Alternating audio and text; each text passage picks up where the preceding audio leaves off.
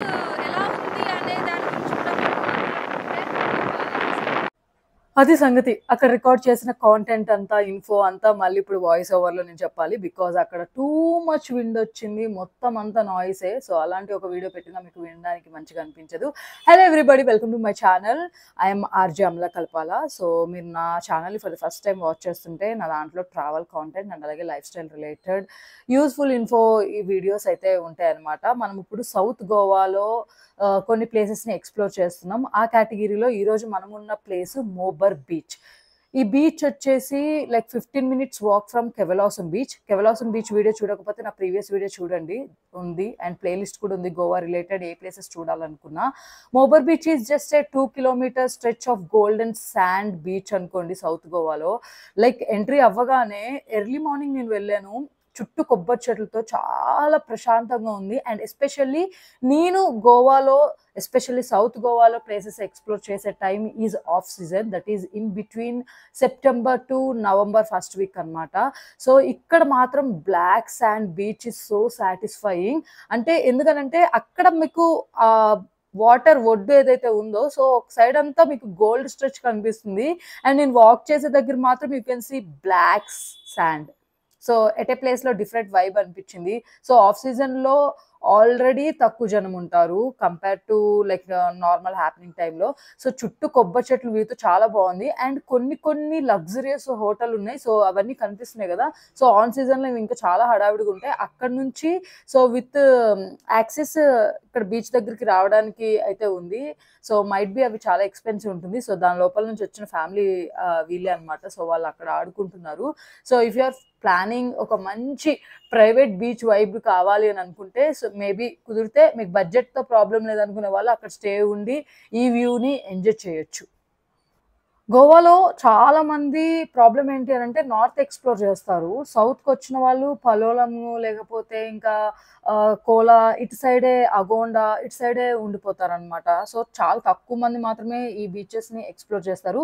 And ఇక్కడ సరౌండింగ్‌లో one of the happening and tourist friendly beach వచ్చేసి కోల్వా బీచ్.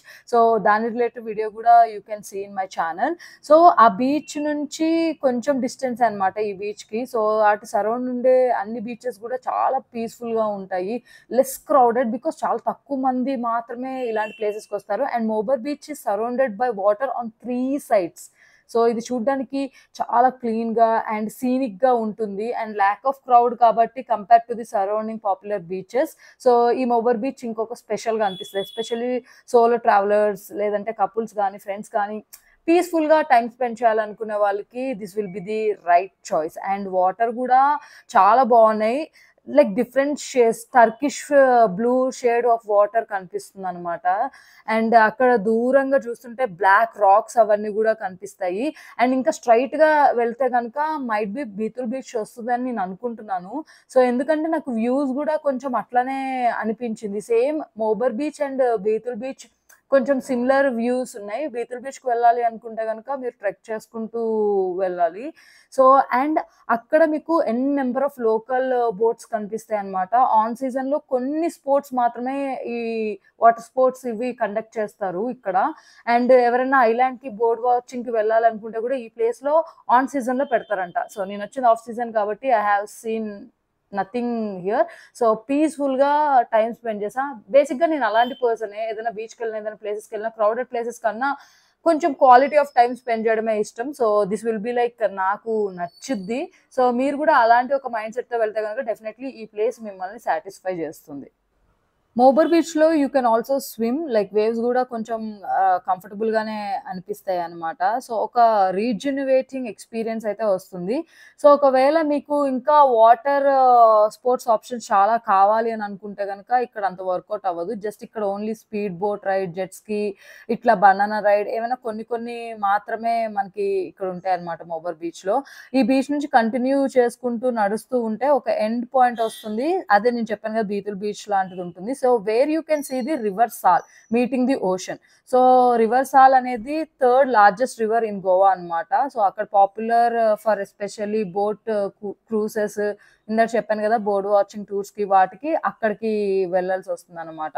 సో, ఒక మంచి అద్భుతమైన ఎక్స్‌పీరియన్స్ అయితే ఈ బీచ్ నుంచి మీరు వెళ్ళొచ్చు. బోట్ వాచింగ్ టూర్స్ వచ్చేసి ఇస్టీవం ఐలాండ్ అనే దానికి వెళ్తారనమాట. సో ఇది నాకు తెలిసిన ఇన్ఫర్మేషన్ ఈ ప్లేస్ గురించి. ఒకవేళ మీకు ఇంకేదైనా ఎక్స్ట్రా తెలిస్తే let me know in the comment section. ప్రస్తుతానికైతే let's enjoy the views of this place.